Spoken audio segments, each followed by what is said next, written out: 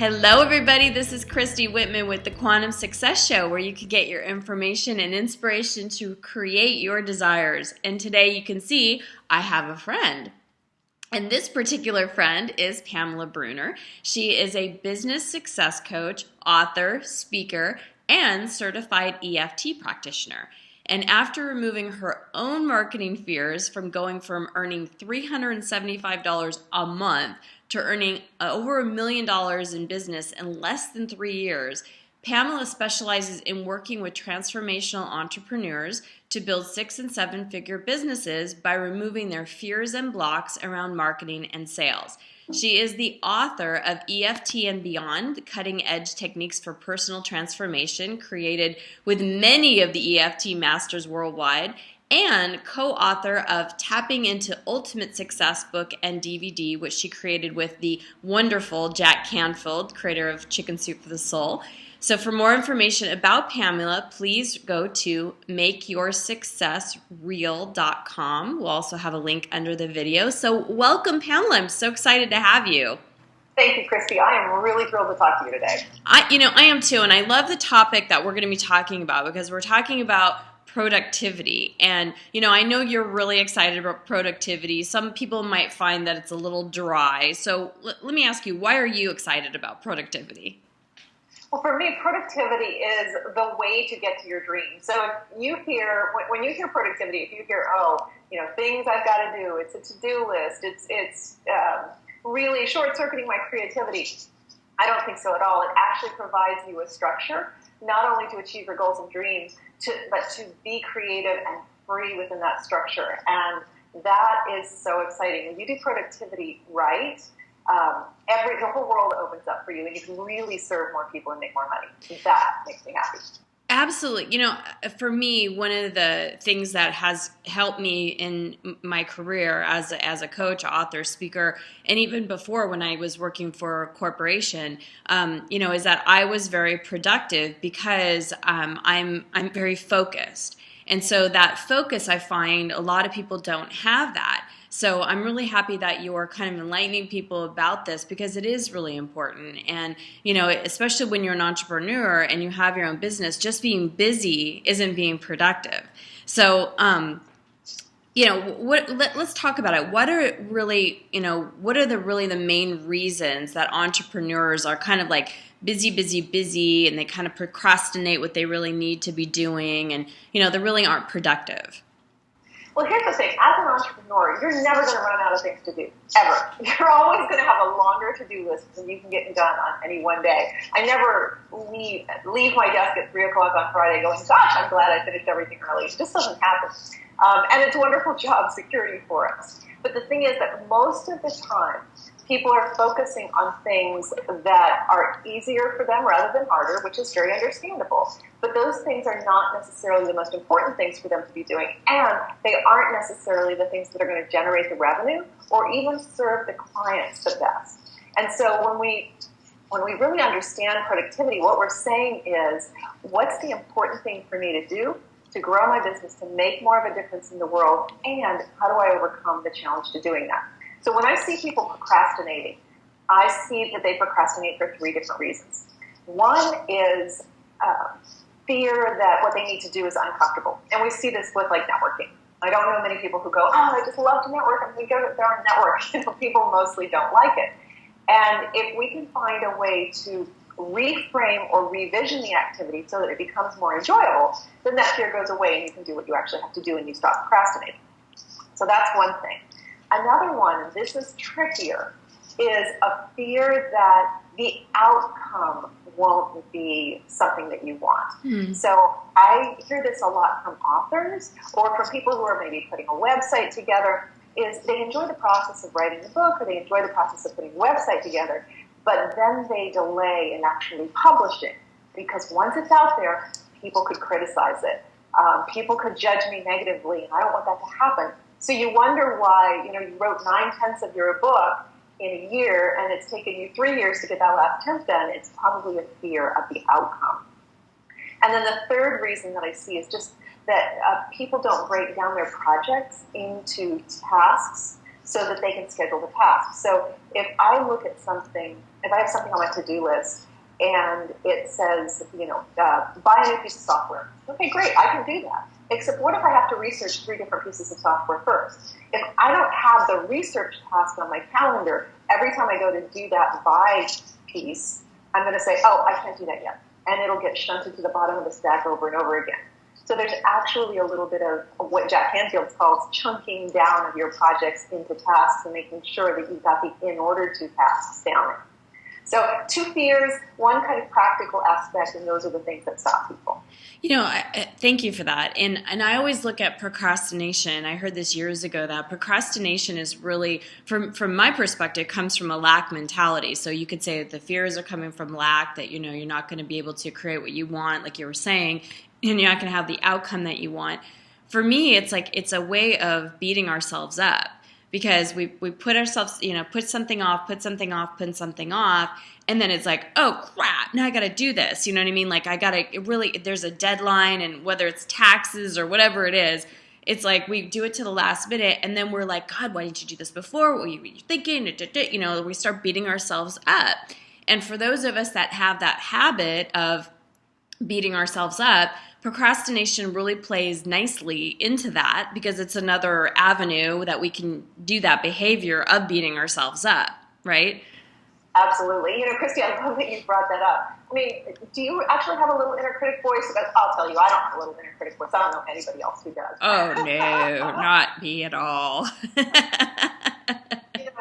One of the other things that I'm going to have to add to this, because I've been working with some clients on this lately, is that they actually get a rush from doing things at the last minute, and that if they did everything in a very orderly fashion and got things done on time, that there's that less of that rush, and I'm a hero, and I'm pulling things out at the last minute, and it is or can be less of a rush, but it's also a whole lot less stress. So I think there are ways that we can train ourselves to be productive in a way that doesn't involve that kind of last-minute Hail Mary kind of thing with our tasks. But it does take a little bit of rewiring to get rid of the need for that last-minute rush. And as you say, the possible need to beat yourself up when you procrastinate and just get into this pattern that's not really serving you. Yeah, I want to say something about that too, and I'm glad you brought that up, is that, there might be those like adrenaline junkies kind of thing that they want to, it's like, it does kind of give you oh God, it's like this pressure of I got to get it done. And I know someone that actually I work with that does do a lot of things at the last minute. And, it does affect the whole entire team. If you have a team of people and you're one kind of person in that team and you're the one that's always putting things off to the last minute because it's kind of like it's more fun, the pressure makes you more creative, whatever it is, it also affects everybody else that you're working with, and it affects the whole. So, what would you recommend for that? Well, one of the things that I would do, and this would actually be a little bit of a process, is I would go in and figure out what the payoff is for doing things at the last minute. Because you're not going to stop doing something unless you can create a bigger payoff for doing it differently than you have for doing it the way you've always done it. So if you get a big payoff for feeling like a hero or that big relief or something like that, the kind of the same way we create aversion to like foods that we crave that aren't good for us, instead of thinking, ooh, I really want that chocolate cake, ooh, do I really want that sugar-laden, chemical-laden, and we create a little bit of an aversion. So I think that there's a way to create an aversion to last minute by focusing on the stress, focusing on the consequences of not getting it done, because sometimes when we try to pull things out at the last minute, it doesn't actually happen. And then we can look at the positives of doing it in a different way, and we can tip the scale. Awesome. Okay. So what are some other techniques that you recommend for increasing productivity? Well, I'm always going to recommend EFT tapping, of course, because that's my thing. I think that with productivity, as with most any business issue I look at, there's always a practical side and then there's an emotional side. Sure. So as we look at a productivity problem, I think we can ask, is there some new skill set that I need to take on to enable me to do this? Maybe I've never learned to keep a calendar well. Maybe I don't know how to clean out my email inbox. I know that when I teach productivity, just teaching people to clean out their email inbox for some people is worth the whole price of admission. They get this huge sense of freedom. So there may be some very practical skill sets that they need to develop. But then, as with everything, 70, 80, 90% of the problem is in the emotional realm. And that's where we need to look at what, is there a part of you that wants to sabotage you to keep you small, that's keeping you from being productive? Or is there a part of you that's too fearful and is sabotaging your efforts? So maybe we want to work with those fears and see if we can overcome them so you can do those tasks naturally. So that's what I would invite people to do, is when you're looking at productivity, is there a skill set that I need to learn? Is there someone I need to consult, a mentor who knows how to do this? And what's my fear around? Well, Pamela, I love what you're saying, because it's like the law of polarity. I always talk about the law of polarity. It's like we are, as human beings, we're metaphysical and we also are physical. And so for the metaphysical aspect, that's what you're talking about. It's like the emotions, the mindset, making sure that we're in alignment with when we set a goal, that we feel good about that and we feel that our beliefs are, we can move in that direction. And then it's whatever we do, that's the physical, meaning the actions that we take. And I know that any person that I've met that is really successful as an entrepreneur in business in general, they marry those two things together. They don't just sit around and meditate and make sure they feel good all day long. And they actually take action as well. And they're not just someone that just takes action all day long, regardless of how they feel or if they're aligned or, busting through walls kind of thing. That they combine both of them. And it's that combination of really working with and keeping the law of polarity in mind that is both the inner and the outer. And I love what Jack Canfield said. It's like, when you have your inner work, it's like doing 7 hours of outer work in the world. Because when, when you can align, then it's like the action you take, like you're saying, it's like, when you're aligned, you attract the right people that can be your mentor, that can teach you. And it's like, I know this happens to me all the time. It's like, I need to learn more about apps. And then all of a sudden I'll be sitting around at a conference and some guy sits next to me and he happens to develop apps. And I'm like, well, there you go. I mean, it's like ask and it is given, right? But it's like that alignment first allows the action that you take to be with less effort, less struggle, that sort of thing. But it's really marrying the two so that you're doing the inner work and the outer work. And so I love that you're saying that too, because you can just do all day long. But if you're out of alignment with it, it's going to take you, like if you're really fearful and you're not feeling that, I don't even know why I'm doing this because, I'm so scared, or I don't think this is going to work for me, but I'm just going to continue to do the action. It's like it just works against the universal laws. I think so. And I really like this idea of the physical and metaphysical. And the only point I want to clarify on this, and I know that you believe this, but I want to make sure everybody's really clear on this, is that it doesn't mean that you never, ever, ever take action outside your comfort zone. Yes. Because I know, here's the big mistake that I made when I first started this business, was thinking that anything I had to do, I had to get comfortable with first before I took any action. That wasn't so good, because one of the problems was I didn't actually know what would make me uncomfortable. Like sometimes I was going, I don't know if I want to do this activity, I'm a little uncomfortable with this. But I needed to do the activity once and go, okay, wow, well, that was easier than I thought, and it's harder than I thought, and here's what triggered me. Now I'll go back and do my inner work, so next time I do it, it will be a whole lot easier. So I am kind of doing this dance between I take action, it's not 100%, how do I make it 100%, what do I need to change within myself, so the second time I do it, I am totally congruent. And sometimes it was the second time, sometimes it was the fifth time, but what it wasn't was the 50th time. And that's, I think, the real gem of doing the physical and the metaphysical work rather than doing just the physical. And if you do just the metaphysical, you'll probably never leave your couch.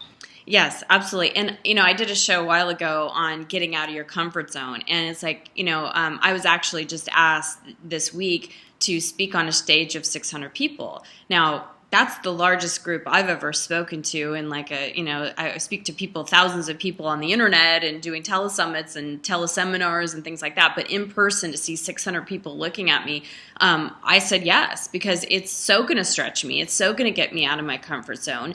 It's going to be a challenge for me. It's going to have me expand and extend myself as a human being, and as a businesswoman too. But it's like those fears came up. but it's like, those are good fears. Those are exciting fears. And at the same time, it's like, I know what to do now. My own process is to work with them. But is it like, I get into that feeling place and I'm like, is it really a fear or is it like excitement?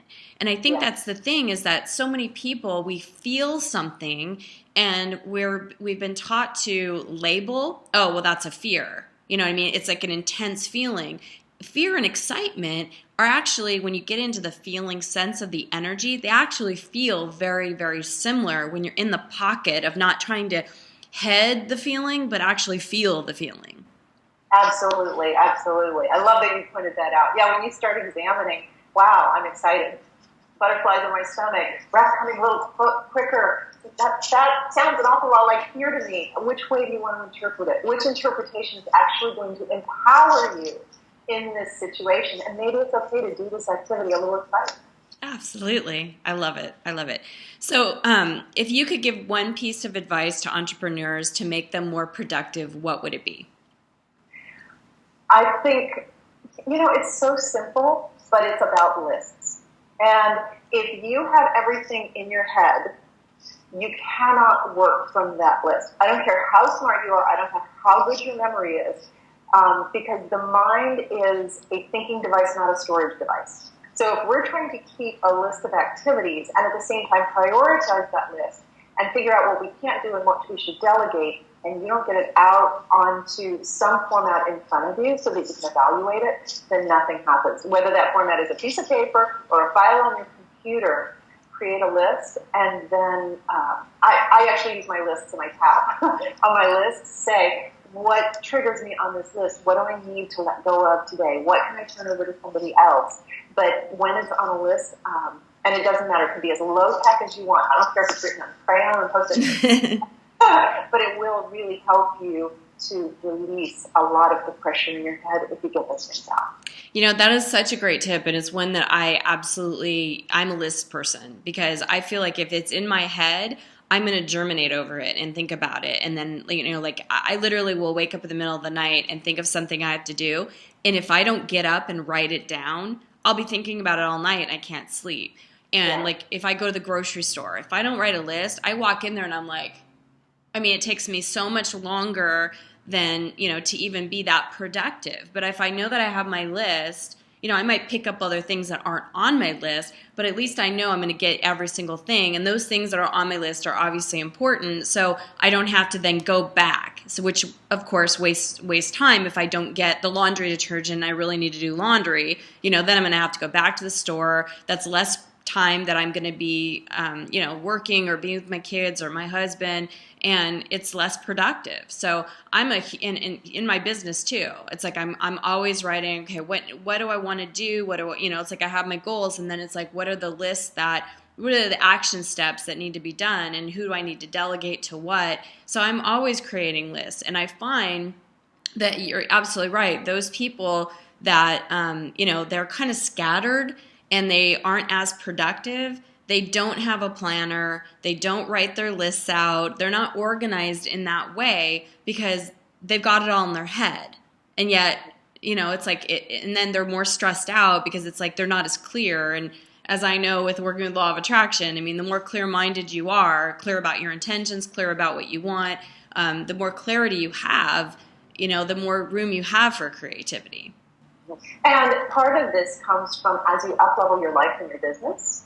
Think about it. If you're a single person who just goes to a job, maybe you don't need to keep lists. But if you have a family, you have a business that you're running, all of a sudden the complexity of your life has increased. And even if you started your business as a solopreneur and you only had a client or two and you're like, I don't need to make lists, and then you want to expand your business and your life, you need to make the list so that you have the room, the mental capacity, the metaphysical capacity to actually expand. You get out what's going on now, and then all this marvelous mechanism up here has an opportunity to work to create more.